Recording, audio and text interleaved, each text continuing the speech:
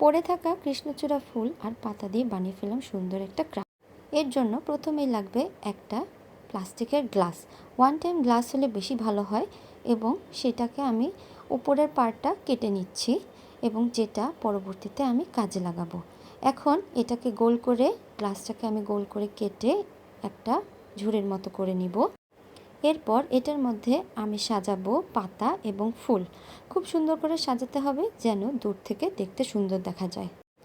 In the mean time আপনারা কে কোথা থেকে আমার ভিডিও দেখছেন আমাকে কমেন্ট করে জানান এবং ভিডিও ভালো লাগলে অবশ্যই সাবস্ক্রাইব করুন।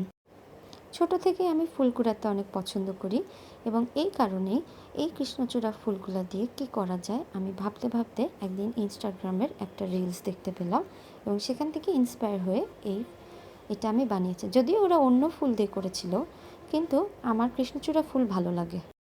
এবার ওই যে প্রথমে কেটে রাখা অংশটা, সেটাকে আমি ঝুড়ির হ্যান্ডেলের মতো করে এখানে লাগিয়ে একটা স্ট্যাপলার দিয়ে আটকিয়ে দিব এবং সুতা দিয়ে ঝুলিয়ে দিব।